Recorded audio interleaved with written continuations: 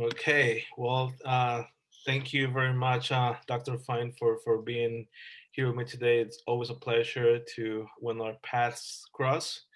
You know, I wanna, I've known you for quite some time, and there is so many things that I can say about you. You know, you're a writer. I read two of your books already, which are amazing. I fell in love with abundance. I'm honored by that. You are a community organizer, you're a family physician, you're a public health fomenter. Would that be the Oh, right I sometimes use the word provocateur. provocateur? Perfect. That is even better. Dr. Fine, please, thank you so much for being with me here today, and please just introduce yourself. Because you do so much, and it just honored to have the opportunity to talk with you today. Well, the honor is all mine because you're one of my major heroes. You're actually out on the street doing the work, um, and that's what really needs to happen. And I don't think I have much to add to what you just said. I think technically I'm the chief health strategist for the city of Central Falls.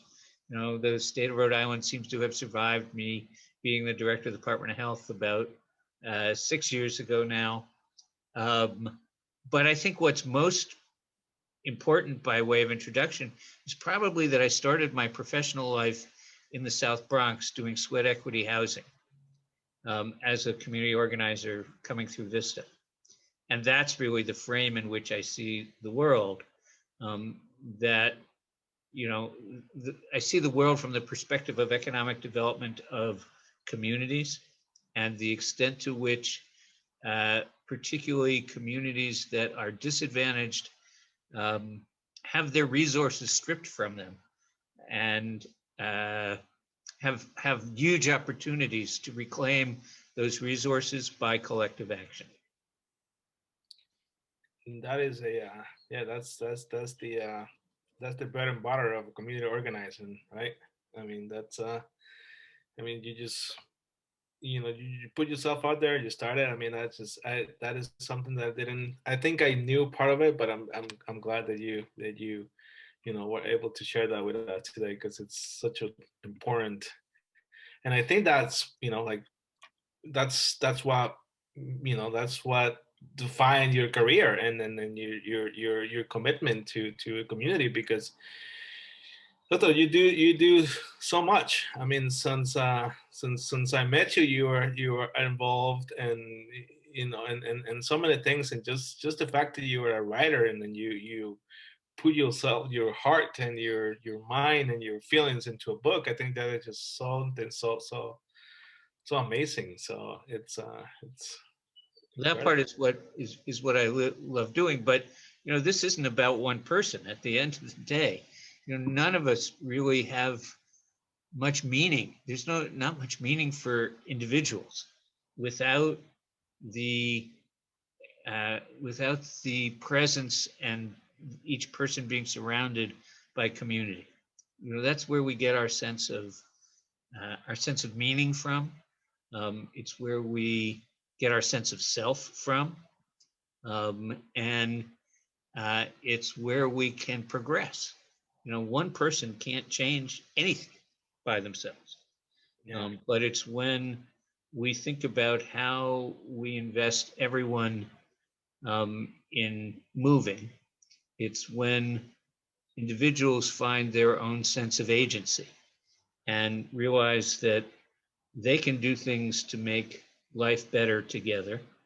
That's when things change and improve. And usually, until that happens, things don't change and improve. And unfortunately, it usually takes a little bit of struggle because people who have figured out how to do that for themselves outside of community, but in small groups of people who I used to say, the socialists in the United States, and there are plenty, live in country clubs or hang out in country clubs. And they've created socialism for the rich and capitalism for the poor. They figured that out and they don't want to give it up. And so the challenge is to give those folks the opportunity to share it a little more and have richer and more meaningful lives by doing that. Yeah, no, that's a good point because it is really expensive to be poor. It is, and I think this pandemic definitely shed a light on those issues. And kind of a segue into what could be the next question or the next topic is like like when we were looking a year, a year ago from now, I think we were all like trying to figure out how it is going to,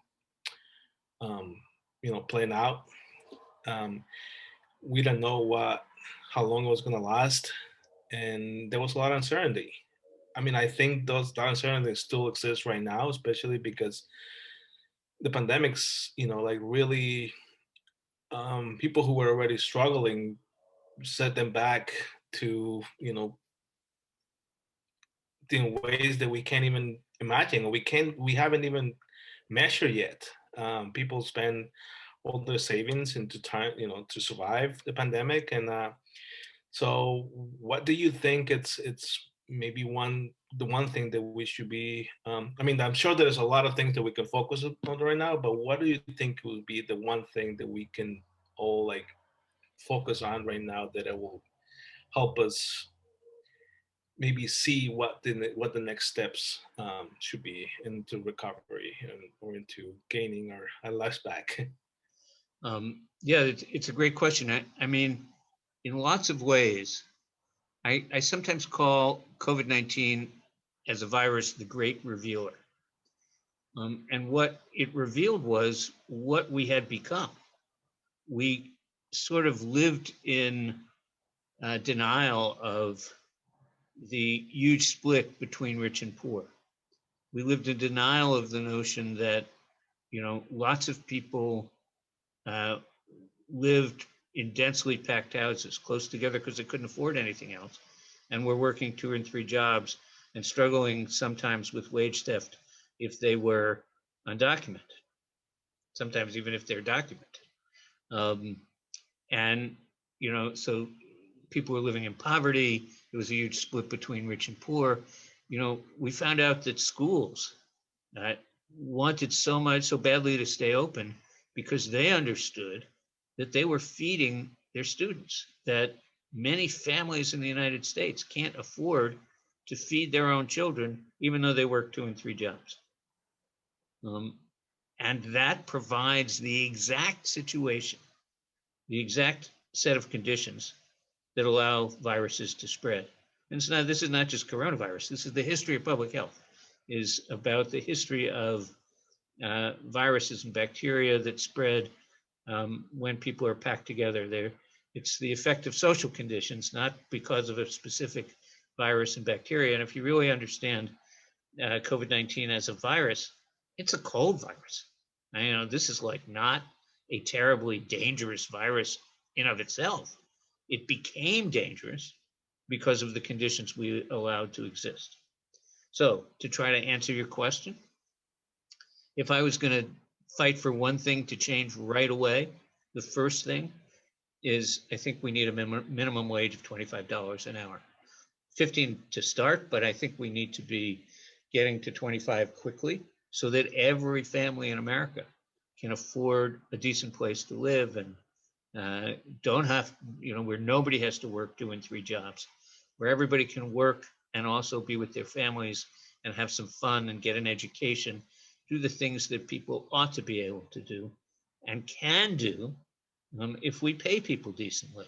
We're in a very abnormal, exceptional time in human history.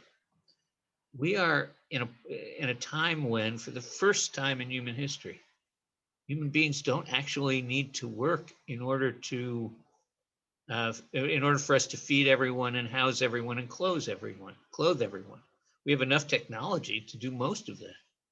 And yet, instead of making sure everybody has enough, we've allowed some to have too much and many to have not enough, and created social instability and conflict and poverty and disease, which are all human creations and all unnecessary. So the question is how you change that.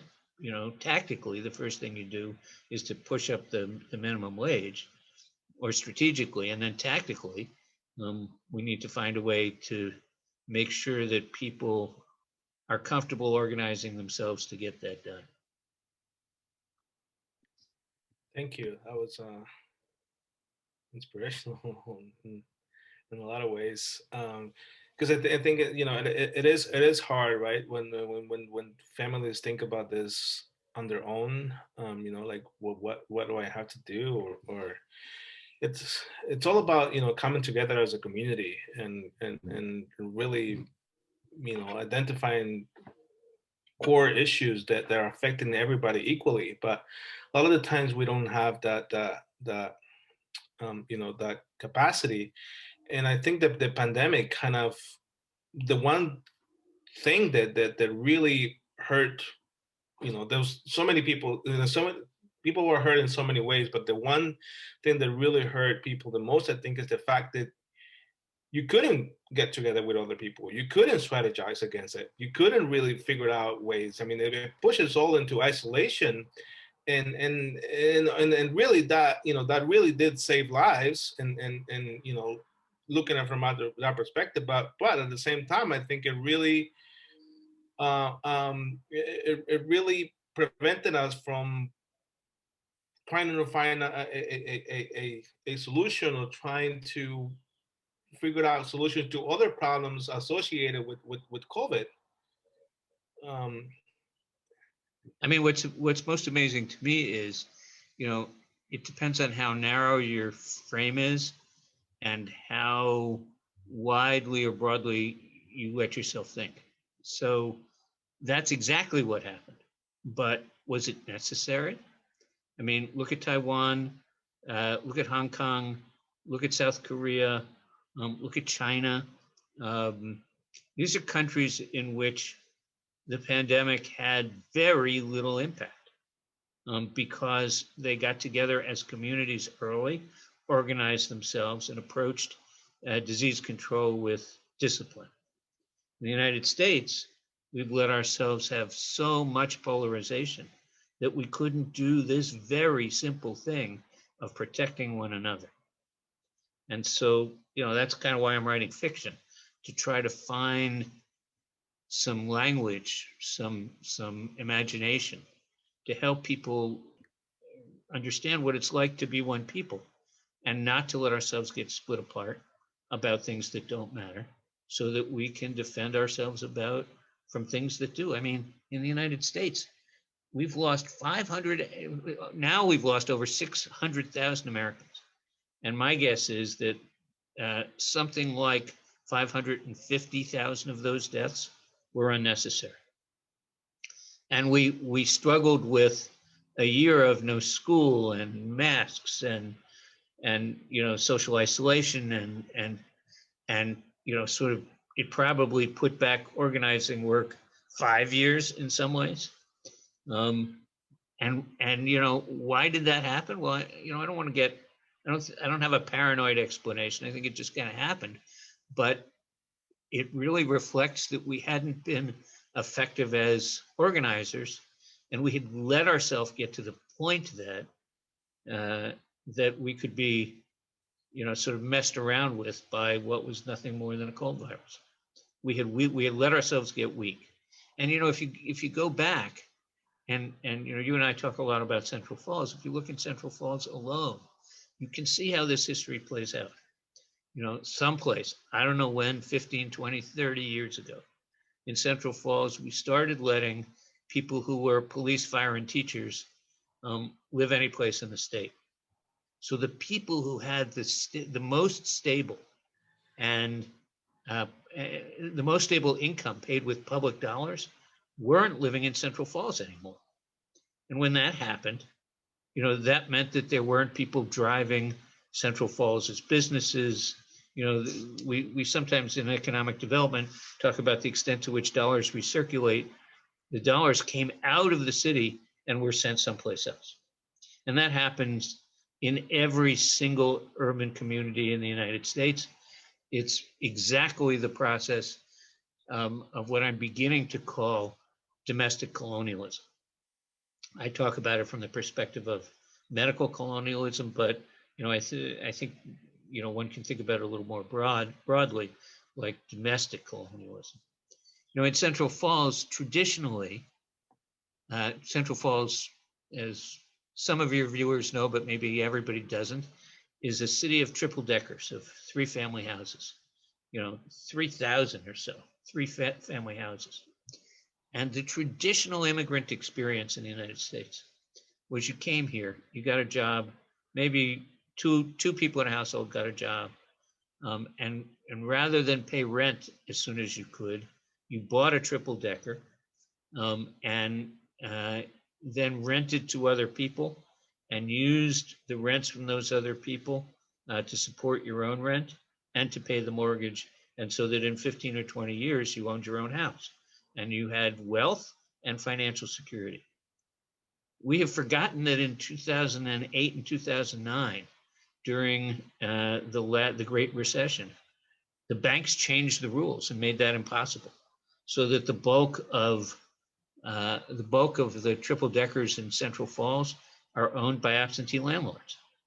Another process of domestic colonialism. Now, we've let all that stuff happen kind of under the radar, but now that we've seen its impact, which is a pandemic and a year and a half of isolation, maybe now that we've seen its impact, we can change the rules so that those things don't happen again, so that we make sure that police and fire and teachers who get public salaries from Central Falls live in Central Falls and spend their money in Central Falls and go to restaurants in Central Falls and get their dry cleaning done in Central Falls, to make the city a more prosperous place economically. And similarly, we need to change the rules so that we get rid of absentee landlords, so that all those 3,000 houses, those 3,000 triple deckers, are each owned by the people who live there.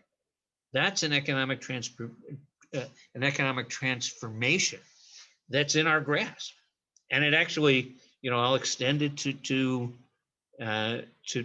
medical stuff. I mean, I think everybody who practices or participates in healthcare in Central Falls, be they medical assistants, doctors, nurses, or board members of institutions, ought to be from the city and live in the city, and spend their money in the city, because it turns out, and this is something too many people don't know, that in most communities, 18 to 20% of all the economic activity is economic activity around healthcare. So if we could begin to recapture some of this and keep those jobs in Central Falls, we'd have an economic engine that's unequaled anywhere. Doctor, it's always so enlightening to have this conversation with you. It is absolutely amazing, and I just have to ask you, a couple of questions. The first one is, I mean, maybe the first thing that comes to mind, or elaborate as much as you want, but what do you think in sorry, this big truck going by. This is big truck going by. One of the things. Yeah, working from home. But in what moment in history do you think we are right now? Because I've seen some shift in politically, economically, and socially that it makes me believe that we're in a transition, in a moment of transition in history that we quite don't know yet. But do you have any sense of, or any? Would you like to take an educated guess of what kind of moment in history you think we are right now? I actually think we're in a moment where things are slowly getting worse. Unfortunately, I think that two things are happening. I think the people who are in control have found pretty good ways of maintaining their control, and I don't think we've got a lot of sort of everybody's awareness and a sense of agency. I think too many of us have to work too hard. And when we're tired, we go home, we watch TV, and we eat ice cream. The ice cream's good, but but we don't have a sense of the extent to which our lives are being taken from us and run for us yet. And it's going to take, I think, a little more exposure before people understand how much opportunity there is for them to act together. Wow, I that is, I don't even know what to say about that, Yeah, honestly. I'm sorry for, But thank you I for mean, I being think so there are honest. ways of doing it. Yeah, Um, yeah. but You're not sugarcoating it. You're just telling us straight. yeah, That's yeah, great. yeah. But I think a lot about the Old Testament and the 10 plagues. Because for me, Moses was the first and best community organizer. And I think we just saw the first plague. But remember, it took Moses 10 plagues, and it went up through the killing of the firstborn. That was a pretty radical act, and he tried his best to be nonviolent. Now, you can play it different ways, in terms of how much was Moses and how much was the hand of God, but I'm not going to get involved in that discussion. But the organizing perspective is, like, we're going to try one thing, and each thing we try, brings people together in a new way. And so our job, it seems to me, is to keep bringing people together in a new way so they experience their own agency and they experience their own power and their own ability to actually move and to move things, so that we get, so that it becomes like a snowball rolling down a hill. We get bigger and more powerful as we go. Right on, doctor. And so we definitely don't want to. I mean, we don't want to end it up on a question like that. But since you brought up the point, it's like we are in that time of history. What what gives you hope? What gets you up every day and just like, all right, ready to ready to fight again? Yesterday was a bad day, but today is gonna be maybe even worse. But who cares? I'm at it. What motivates you? What brings you up? What gets you up every day? It's going to sound a little dumb, but it's an awareness that human beings are nowhere near as smart as we think we are. And that to me means that all my own prognostications about things not be, about us being in a tough spot and so forth, um, is sort of the other foot that I walk on from that is my understanding that every time human beings think about where we are, we're wrong. And every time I close my eyes, something new is happening that's exciting and has potential. And you know, what gets me out of bed in the morning is actually people like you, who are out there making it happen. And you know, knowing that chance favors the prepared mind, that maybe it won't work today, but if we're out there, and keep out there and keep working it and keep listening, keep doing what good organizers do, which is meeting people where they are, listen for an issue to emerge, shape the issue, and bring people together. We will eventually find the issue that matters, that will bring people together and be transformative, um, and that will let us fix the mess that has happened. Um, you know, and uh, and that opportunity gets bigger and bigger every day because there's a plenty big mess as I see it. It sure is messy out there, and yeah. So we are. So yeah. So I guess let's just try different things. I mean, we're gonna fail. We have failed. on many occasions. A lot of time we have tried many times and failed many times, but there's always something to learn from it, right? From all those mistakes, from all those things, and then it's just a matter of like Yeah, picking it I back mean, up. think of how, of all people, venture capitalists think, entrepreneurs think. They say fail fast, by which they mean try stuff, you know, like see if you can, if it's going to work, good. But if it doesn't work, find out fast, learn from it, fix it, and then start again. So if people who are trying to do that to make money are doing it with success, why can't those of us who are trying to think about the common good do it and have it work, and be way more successful at it than our colleagues who are only interested in making money? Because people who are interested in only making money, they don't get to have anywhere near as good a time as we do. And that is a perfect way to end this conversation today. Thank you very much, Dr. Fine. I really appreciate your time today. My Love pleasure. having a conversation with you. I would love to have you back again and to maybe touch more in details on one of those conversations that we had today. Some maybe dig in deeper into some of those topics. But really appreciate your time today. It's been an honor. It has been a pleasure. It has been enlightening and motivating. And I can say, so many wonderful.